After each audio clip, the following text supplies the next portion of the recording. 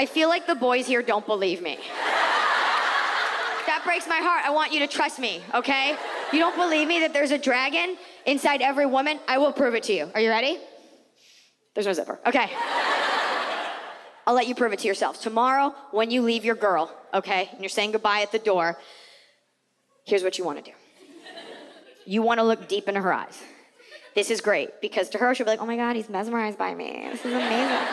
I'm doing amazing. Great, let her think that. It buys you time, gentlemen, because what you're looking for in her eyes is like a nictitating membrane, okay? For those of you that don't know, it's the lid under the lid that keeps the sand out, okay. You need more Planet Earth from Netflix in your lives. Okay, that's what you're looking for.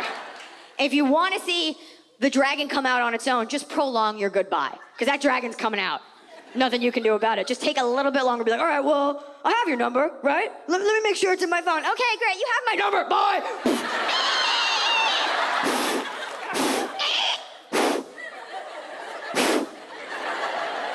You're just flying around your own studio apartment. You can't go outside. You will get shot down. Okay, this isn't fucking King's Landing. Like, you can't. You're just doing it for the cardio. Tiny pulses, ladies. We're toning, we're firming. You fly into your kitchen. You land on your counter. You're hungry, right? So you take out a Talon. You skewer an entire sleeve of Oreos.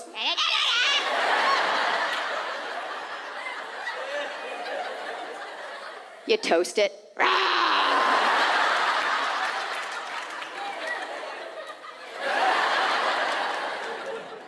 Your dragon body and your farts aren't the only thing you've been holding in all night.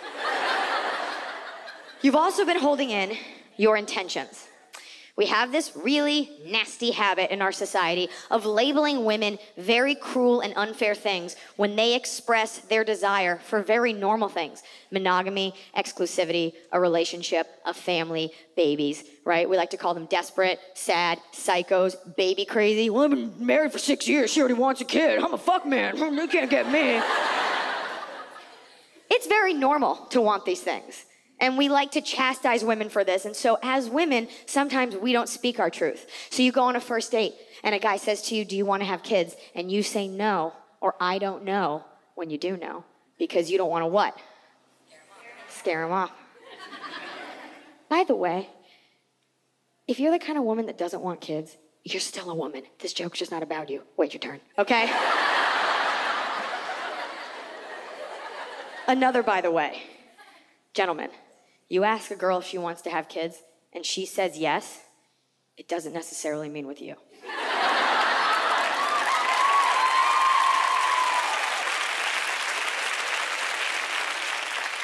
And it's interesting because your views about relationship or marriage or children do change the older you get. And some girls are in the crowd right now, you're in your 20s, you're like, whatever, elder millennial. Like, I don't care. I'm 20, I'm gonna be a gypsy and make jewelry out of cat noses. Yeah, like, I don't care.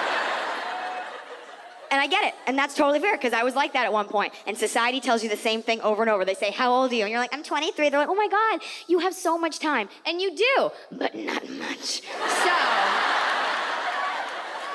it's not about deciding now, it's about not writing it off totally, because I never thought about it. That's the God's honest truth. I wasn't anti or for. I figured you get a boyfriend, life goes on. When I was in my 20s, I still do, stand up, traveling, working. And I figure when you turn 30, the government issues you like a house, an okay looking husband, a baby, a plant, and you're done. I never thought about it.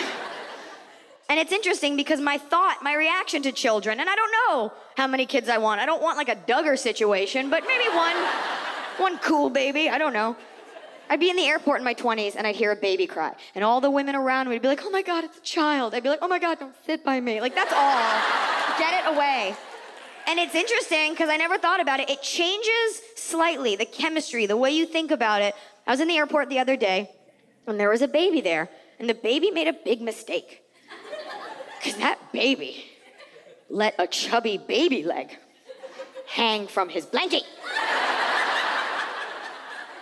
I had to squeeze it. I was like, what is this fit? And I found myself like moving toward the mother. And I knew, intrinsically, I knew she would let me squeeze his leg. Because women don't fear other women. When it comes to children, not like the corporate ladder or like dating or anything like that, but she knows I'm not creepy and I mean that baby no harm. That's something that we can trade on as women. Women aren't scary. When you're walking down a street late at night and a woman's walking toward you, you don't cross the other side of the street. I mean, you do if she's like, purple hippo, but like... When you're in an elevator and a woman gets on, you don't ever clutch your purse and back up a little bit. Women aren't scary and women aren't creepy. That's an important thing to remember. That no matter what we get faulted for, and we will get faulted for a lot, things like aging, right? Things you can totally control.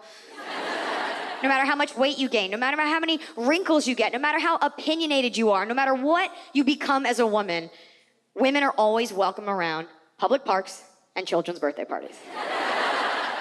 Always. I could go to an elementary school right now in a hospital gown with a raccoon on a leash. And the children would be like, you have a weird dog.